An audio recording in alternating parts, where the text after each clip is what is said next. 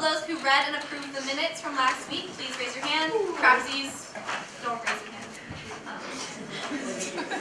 Hi everyone, my name is Frankie, and we're here to present about the body language. You can look at it, you can see from the pictures that the high power poses, you look more confident, you take up more space to show that you're dominant, and you are, when you're doing a high power pose, you have more, like your body secretes more testosterone, which makes you more confident. To display confidence, you want to reduce nervous gestures. So step one is to have your feet planted to take up space. As Frankie just talked about, you want to be still. You want to be sit still, make eye contact, and be engaged. Those are the things that are going to make you come off as calm and confident in any scenario. And another thing is to have open-handed gestures. Okay, so hand gestures, they make you emphasize your point. And another thing is that hand gestures, it also helps you say more in less time. So like if you want to do an audience poll, you just want to include everybody. We're going to move into moving around. And moving around is again important because that shows that that shows that you're interested to present to everybody, and you want to, again, you want to look at everyone's faces again, say hi to everyone. Talk about is smiling. So when you're presenting or doing an interview, you want to be smiling even if you're not happy or not confident, because this helps you appear that you are confident and that you're trustworthy and that you're approachable. And these are all good qualities that you want to make sure you have. Is eye contact. This is a bad example of eye contact. If you're making eye contact like this, you seem like a crazy person. Instead, if you're making eye contact with one person, you want to look into their eyes for long enough to be able to tell what color eyes they have. That's a good guideline. And there are 6 steps to ensuring that you have a strong, powerful handshake. You want to start off by making sure your hands are clean and dry. Second, what you're going to do when executing your handshake is extend your right hand with confidence directly in front of you. And next, you're going to take the other person's hand in a firm but not too firm grasp. Shaking someone's hand is you're going to make sure that the web of your hand between your pointer finger and your thumb intersects with the web of their hand. Your hand perpendicular to the ground, straight up and down. Next, you want to shake the person's hand firmly once or twice at most. And finally, make eye contact with the person. Okay, person number 1. This freshman RHA member enjoys Saturday night practices and games here at CWRU and has blackjack on RHA Casino night as their favorite RHA memory so far. Senior member of RHA enjoys watching the Movie Project and the Olympics every 2 years. Their least favorite word is der, as well as any other word ending in er. This member of RHA is of Polish, Italian, German, and Slovenian descent. They fondly remember the Murray Hill Carlton Super Smash Bros. Brawl tourney as their favorite RHA memory. They spend lots of timey-wimey watching their favorite TV show, Doctor Who. Person 4, when asked what their favorite crew memory is, this upper-class RHA member responded, all of them. Their favorite RHA memory is winning Cotty Crosshout, the Nichols Cup, and Relay Cup back in a semi-delirious state. I've started thinking about winter retreat. Yay! We're basically, if you're a second year or up, we're kind of changing how it works this year, so it's really exciting. In our committee, we worked on body language presentation. Make sure that everyone is filling out a Weepul of the Week nomination form. Everyone's doing awesome things, and we need to know about them in order to award Weepul of the Week. So make sure you're doing it, and you're encouraging your non-GB council members to do it as well. So in committee today, we quickly went over pro-con suggestions for food forum, which was last week, and then we have another one next Tuesday at 6:30 in the DOSA room. You guys should stop by.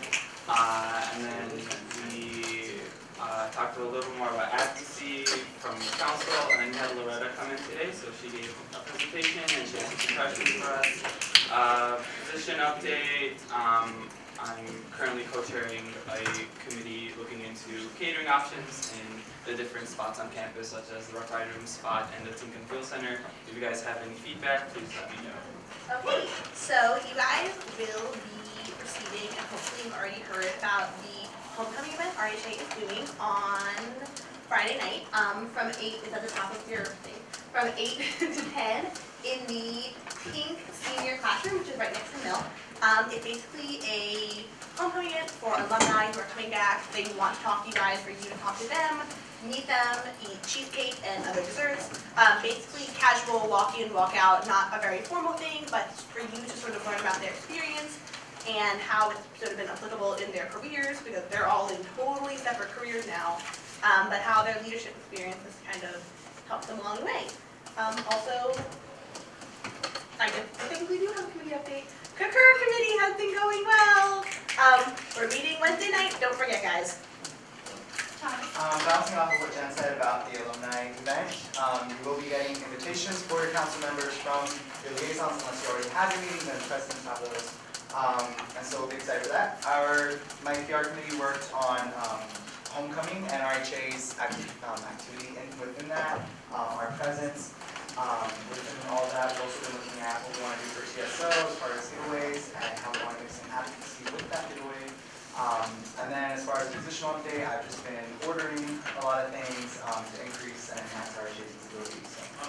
So I don't really have much positional updates go. So as I said this earlier in the year, but like council specific co-sponsorships, which is basically anything that you guys want to co-sponsor now go through programming committee.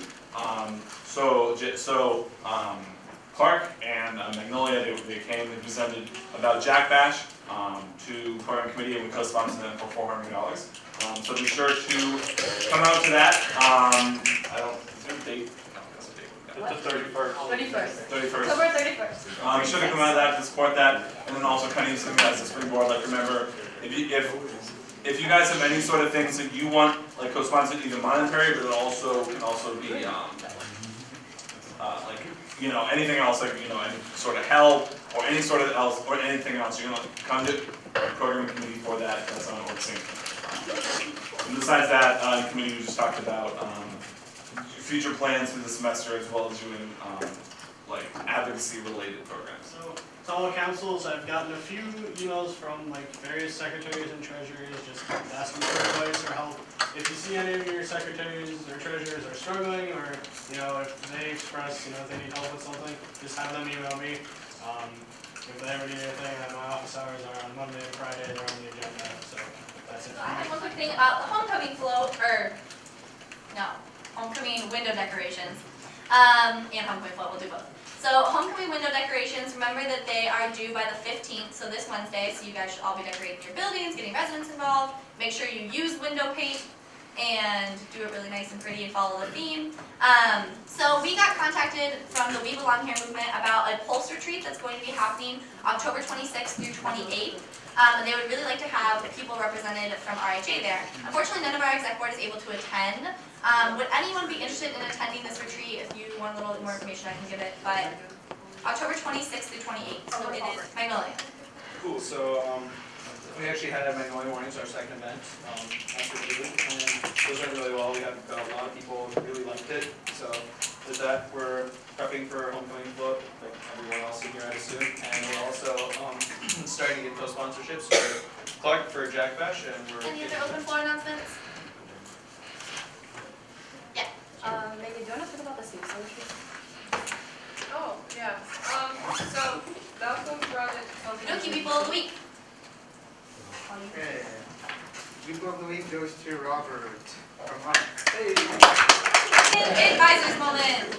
Okay, let's see, I've got several things today. First thing, pro tip, if you're decorating your windows and using tempera paint, add a little bit of dish soap for easier cleanup. Your coordinators will appreciate it. Second, homecoming floats / parade entries. There's a special judging component to that, the Advisors Award. The two judges are 11 and 6. They're highly swayed by the amount of candy they get. I'm just saying, be prepared. Award to be given out next Monday. What was my third thing? Oh yes, my second years. Where are all my second year students? There you are. Excellent. November 14th and 15th is this year's second year institute. Applications just went live on Org-Sync. I don't know the direct link, but there's ads that are going around and it's been posted in Student Activities and Leadership. It's a great opportunity to sort of get focused for your rest of your time here at at Case Western Reserve University, and connect with upperclassmen who will be working as your peer mentors, and several of them are RHA alums. So consider joining. Also, all expenses paid. And with that, the meeting is adjourned. Please pick up your placards in a row.